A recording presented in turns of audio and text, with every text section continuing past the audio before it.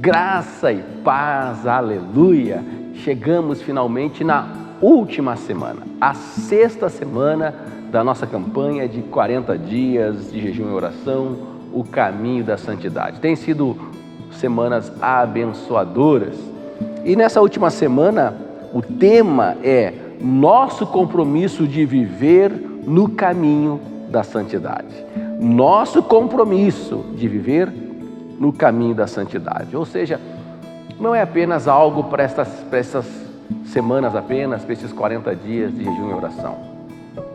É nós como cristãos assumirmos diante de Deus, isso desde o dia que você aceitou Jesus. Você precisava assumir e precisa assumir este compromisso de viver no caminho da santidade. Esse é o caminho do cristão, esse é o caminho do discípulo de Jesus, é o caminho daquele que serve a Deus. E essa semana serão temas desafiadores para nós colocarmos em prática tudo que nós temos escutado, ouvido nesses dias.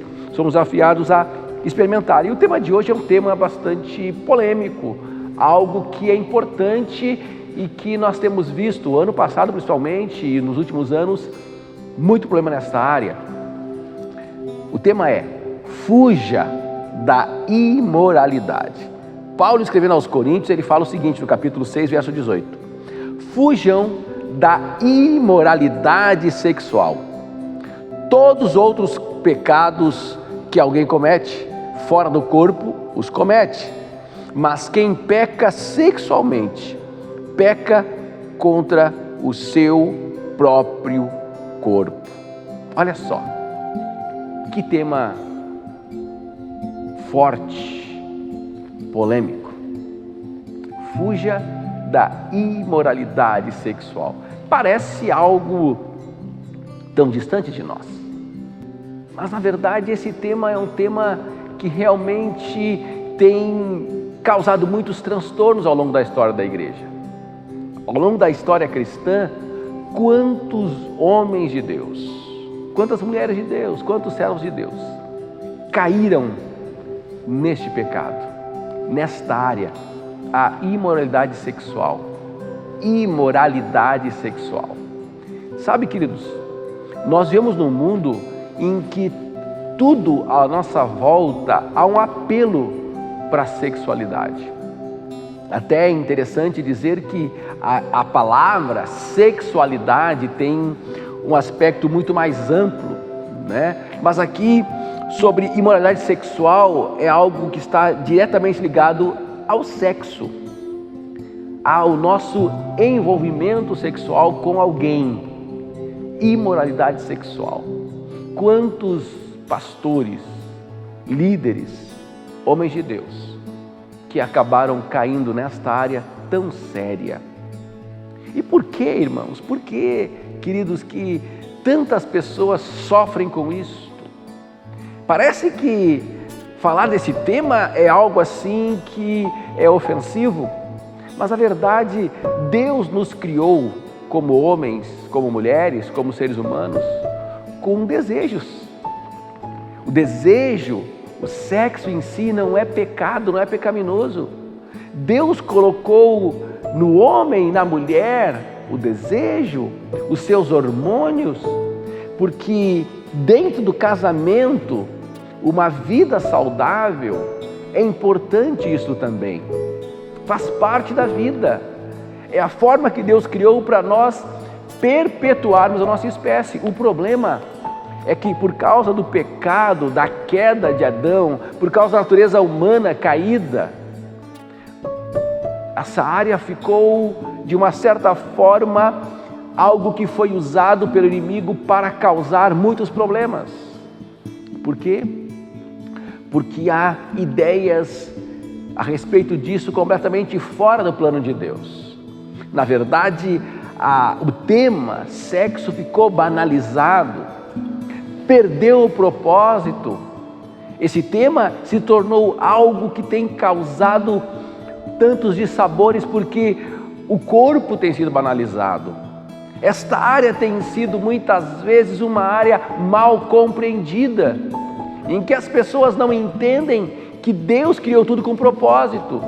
Deus criou os teus olhos com o propósito de você enxergar, você ver, você olhar e ver o belo, você poder contemplar a natureza e ver a beleza da criação, a beleza que o teu Deus, que o meu Deus criou. Deus projetou os nossos ouvidos para ouvirmos, e ouvirmos coisas belas, ouvirmos uma boa música, ouvirmos uma boa conversa, termos um bom diálogo. Mas muitas vezes nós deturpamos os nossos ouvidos, ouvindo coisas que não nos nutrem, que não nos alimentam, que não nos edificam, mas que pervertem a nossa mente. E ao perverter a nossa mente, também pervertem o nosso olhar. E os nossos olhos que foram feitos para contemplar o belo, começam a se tornar instrumentos para nós olharmos aquilo que não devemos.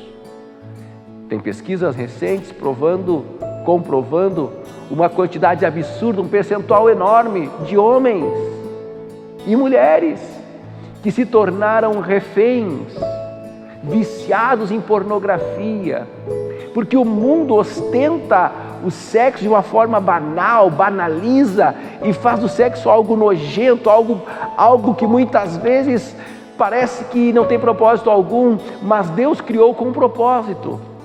O propósito de que nós, como seres humanos, sim, tivéssemos prazer, mas não o prazer pelo prazer, não uma busca desenfreada por um prazer, por uma carnalidade, por uma imoralidade, mas entender que no casamento nós podemos experimentar este prazer da intimidade com o nosso cônjuge, a pessoa que Deus colocou ao nosso lado para ser nossa esposa, nosso companheiro, nossa companheira, a pessoa que vai caminhar conosco, ajudar a criar os nossos filhos, educar os nossos netos, perpetuar a espécie. Essa que é a ideia do Senhor. Pastor, quer dizer que é só para ter filhos? Não. Deus nos deu os hormônios para quê? Para que nós tivéssemos prazer. Mas o que Paulo está orientando ao povo de Corinto é que eles estavam fugindo do propósito. Estavam apenas banalizando a sexualidade sem entender o propósito real do que Deus criou. Deus criou tudo para o nosso benefício. Os nossos olhos, os nossos ouvidos, nossa boca, nosso tato. Ele preparou tudo para que nós desfrutássemos da vida, para que nós tivéssemos prazer em viver. O problema é quando o prazer se torna o nosso Deus. Quando nós queremos o prazer pelo prazer, a filosofia hedonista, o prazer pelo prazer. Mas a imoralidade tem feito com que os seres humanos pervertessem completamente o plano de Deus para a humanidade. Deus não quer que você seja um escravo da imoralidade sexual, um escravo dos teus desejos. Quando olhamos para a igreja hoje, a igreja brasileira, nós vemos quantos estragos tem trazido para o Evangelho. Porque as pessoas olham e dizem, isso é que é ser um cristão? Olha só, é isso que é servir a este Deus que tanto eles falam, olha só, mais um líder, mais alguém.